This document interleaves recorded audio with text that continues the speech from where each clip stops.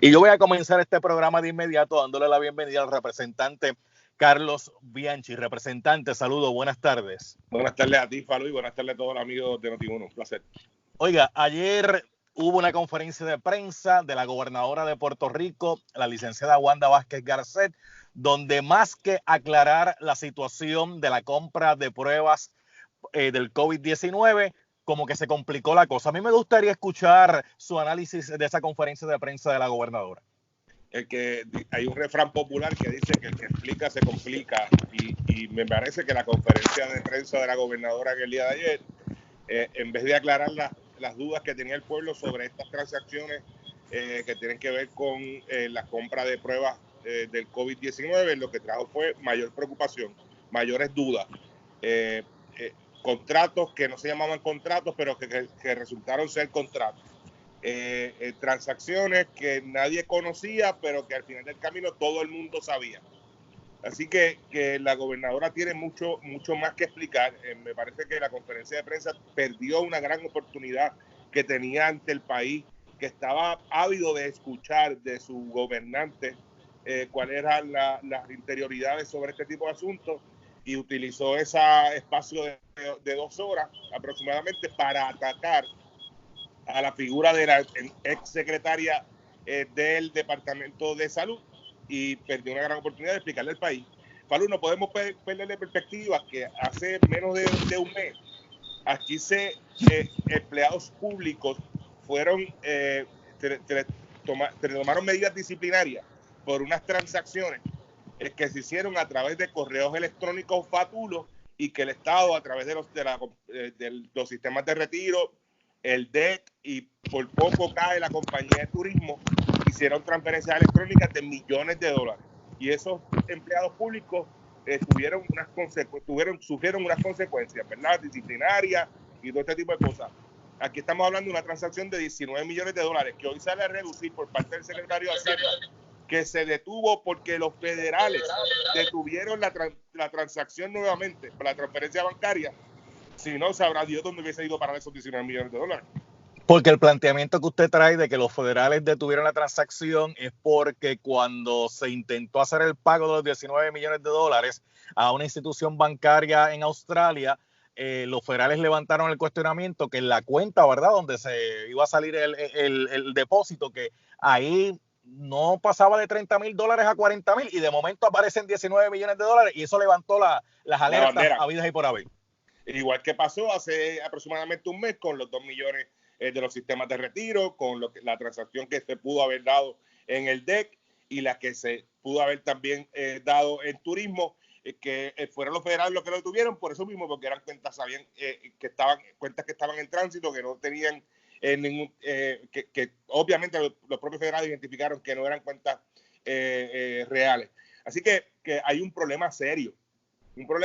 Si los federales no hubiesen detenido esa transacción, ¿cuál hubiese sido el efecto? Bueno, el Estado hubiese tenido que invertir en investigar cómo se dio este tipo de transacción. Así que esto es muy serio, más allá de despacharlo con que ya ese dinero está electrónicamente nuevamente en las arcas del Estado, que ya el Departamento de Hacienda recuperó ese dinero. Eso no se despacha tan simple como esas expresiones.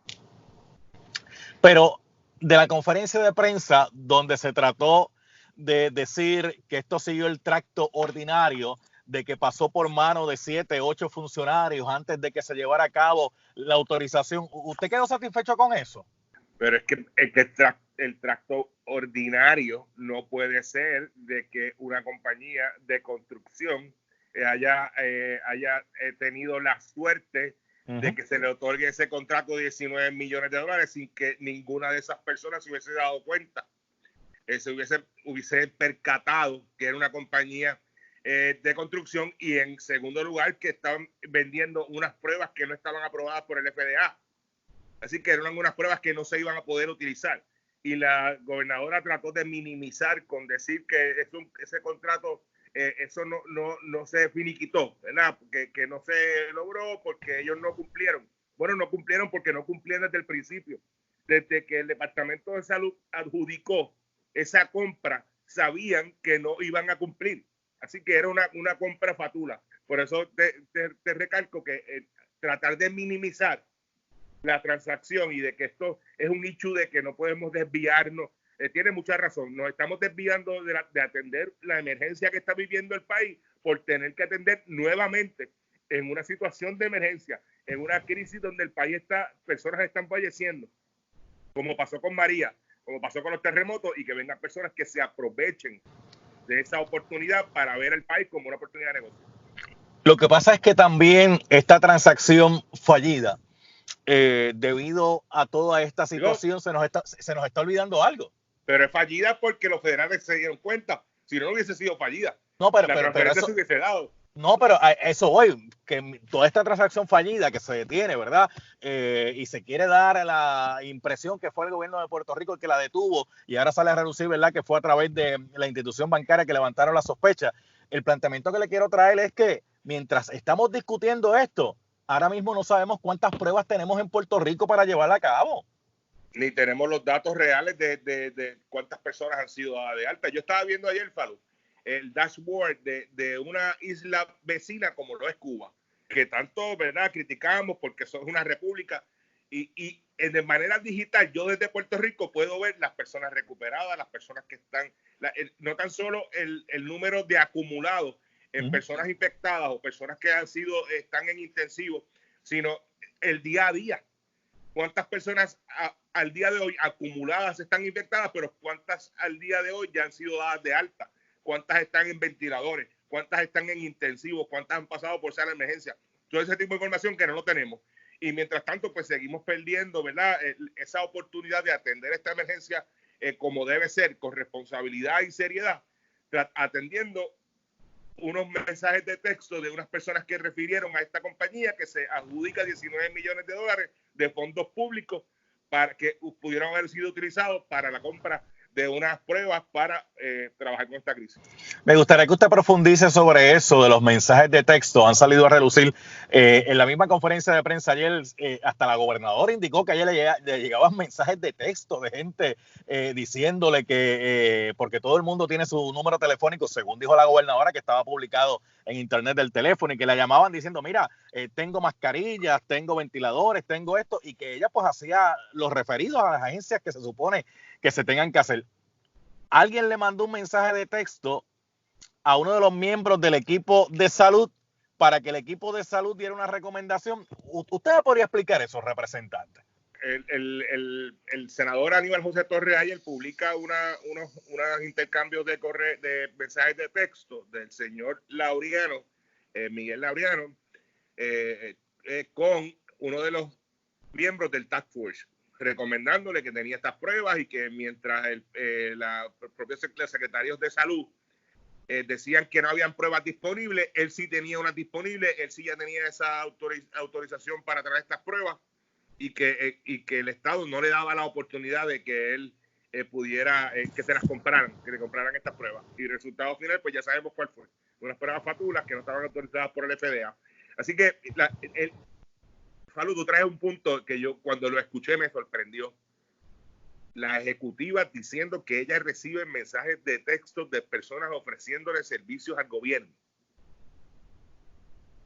Digo, si queremos ser transparentes, que los publique, que diga quiénes eran esas personas que estaban enviando. Yo no tengo el teléfono de la gobernadora y he tenido que atender situaciones particulares de mi distrito y hemos tenido que hacerlo, ¿verdad?, a través de los canales pertinentes, a través de la Secretaría de la Gobernación, a través de los teléfonos de Fortaleza, pero yo no tengo el teléfono de la gobernadora y muchísimo menos para hacer un tipo de insinuación como esa.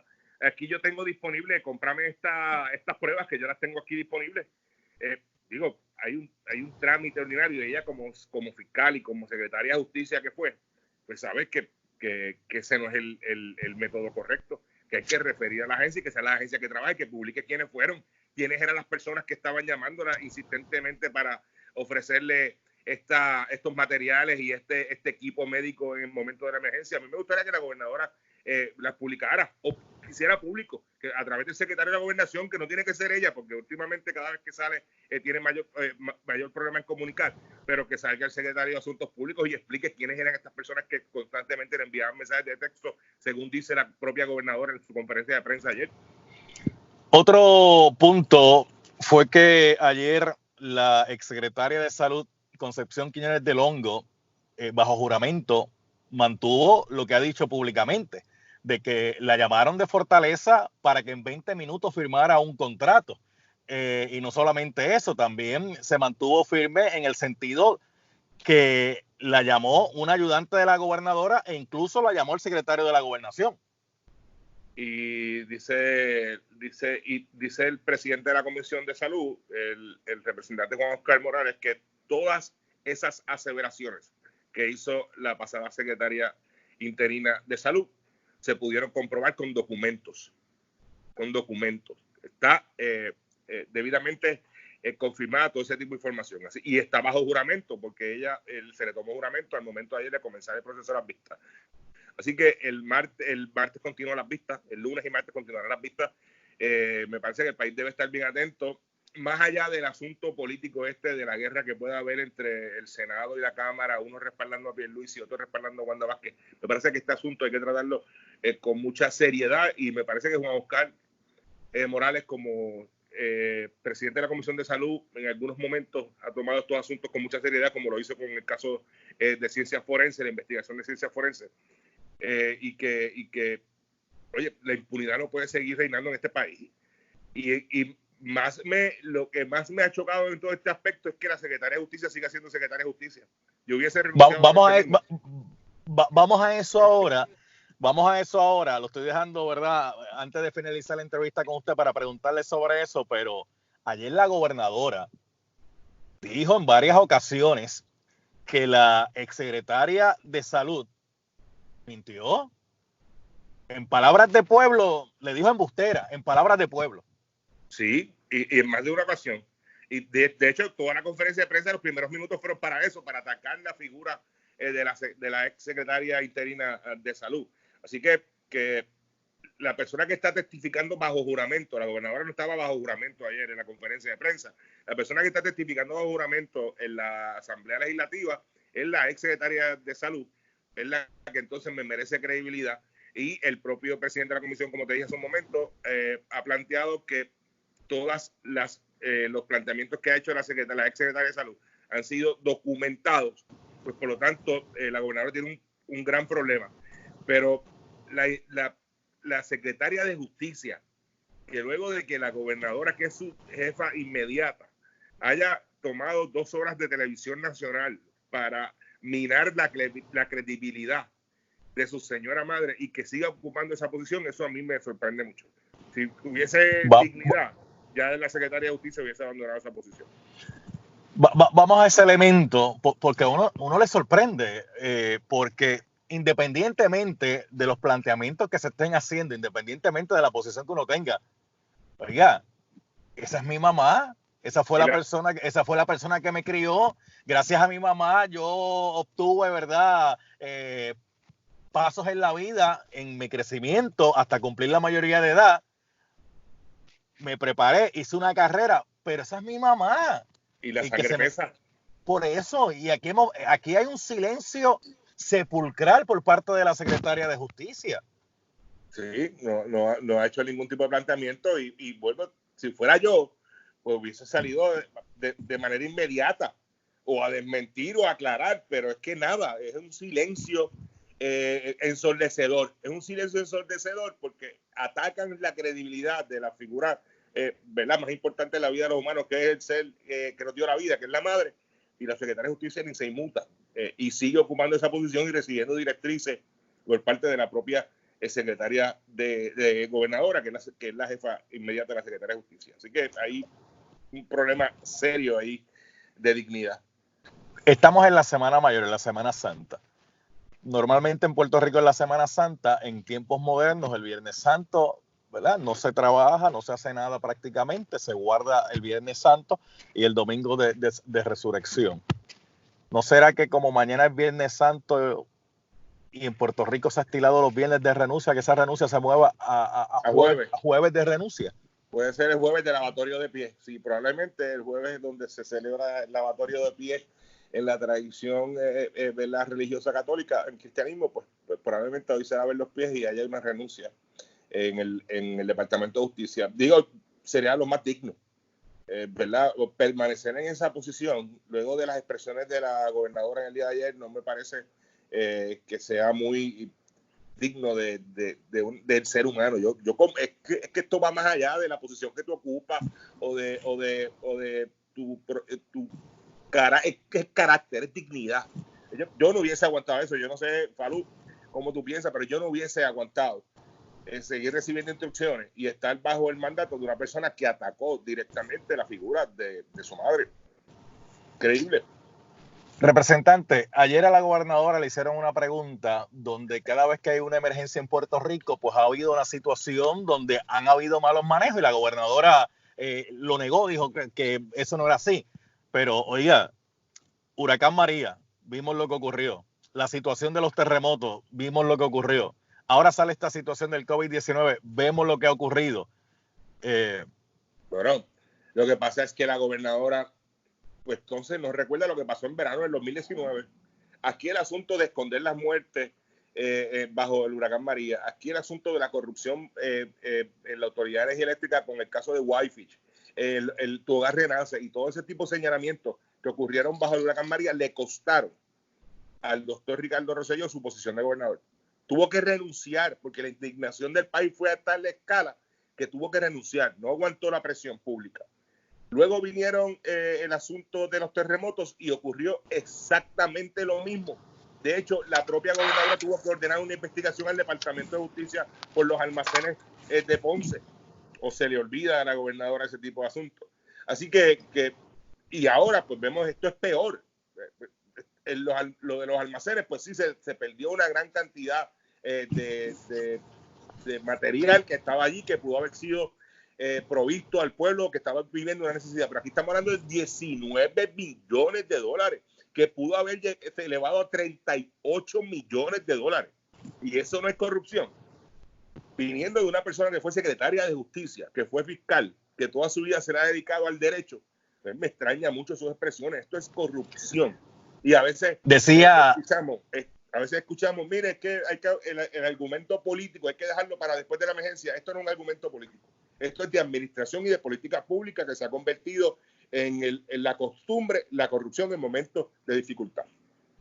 Decía la gobernadora que ella no tiene que ver nada con esto, que ella tiene un personal, ¿verdad? Que ella nombra y que ella confía en ese personal, que ella no puede estar en el micromanagement porque ella es la gobernadora.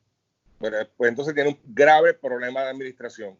Cuando tú no controlas transacciones como esta, de millones de dólares de fondos públicos, del erario público, y depende de que otros lo hagan por ti, que no te enteres, pues entonces tienes un problema de administración. Yo estoy seguro que en cualquier empresa, transacciones de más de $1,000, usted tiene que responder a su gerente. Y aquí en el gobierno, transacciones de sobre $10,000, dice una propia orden ejecutiva de Fortaleza, que toda transacción de más de $10,000, así sean contratos o órdenes de compra, tienen que pasar por el secretario de la Gobernación. Estamos hablando de una transacción que se transfirieron 19 millones y que pudo haber llegado a 38 millones de dólares. Eso no es, como dicen en mi barrio, cascar de coco. Eso es mucho dinero. Eso es fondos del erario público que tantas peleas y batallas se ha tenido que dar para que la Junta de Control Fiscal desembolse la utilización de fondos públicos para atender la emergencia, y ahora que se los aprueban, entonces los malutilizan y permiten que se vayan por el chorro. Para finalizar, ¿veremos consecuencias? Bueno, nosotros estamos acostumbrados a que no ocurra nada. Nos hemos acostumbrado como país a que no ocurra nada. Si alguien sabe de qué pasó con el informe de los almacenes de Ponce y ha sabido el resultado, más allá de la renuncia de Carlos Acevedo como director de manejo de emergencia, pues que me lo explique. Aquí la impunidad se ha convertido en la orden del día. Me parece que el Departamento de Justicia tampoco lo he escuchado hablando sobre este tema. Aquí no ha habido ningún tipo de reacción por parte del Departamento de Justicia. Aparentemente hay un rumor, ¿verdad?, que el Departamento, el FBI va a intervenir en este asunto. Pues sería entonces lo más correcto, porque el Departamento de Justicia está inoperante, lleva 4 años inoperante, se ha dedicado únicamente a presentar FEI, incluyendo a la propia secretaria de Justicia, hoy gobernadora, y que no encontraron causa y que obviamente pues no está lloviendo consecuencias. La impunidad se ha convertido en la orden del día bajo esta administración, lamentablemente. Bueno, lo tengo que dejar ya, representante Carlos Bianchi. Gracias por haber estado con nosotros acá en el escándalo del día por Noti1. Estamos en toque de queda. La orden ejecutiva dice que es hasta el 12 de abril, pero yo pregunto, oiga, si lo van a extender o si lo van a quitar, ¿cuándo lo van a comunicar? Yo creo que ya es momento de que lo comuniquen para que las personas, ¿verdad?, puedan hacer los arreglos pertinentes. Lo que sí, Falú, es que necesitamos claridad en los números, en las estadísticas. El Estado tiene que dar estos números más claros por la tranquilidad de la gente, por la estabilidad del país. Yo supongo, ¿verdad?, que lo más lógico es que se extienda por algunos días para evitar que esto se siga propagando, pero tiene que ser responsable. Hay que hablarle con claridad y transparencia. Se ha convertido en la norma que cada vez que usted le hace una pregunta a algún jefe de agencia, en las próximas 24 a 48 horas vamos a dar esa información. Y pasan semanas y estamos hablando de las próximas 24 a 48 horas. Así que yo espero que en las próximas 24 a 48 horas nos digan si van a extender el lockdown y cuáles son verdaderamente los números o las estadísticas de manera clara.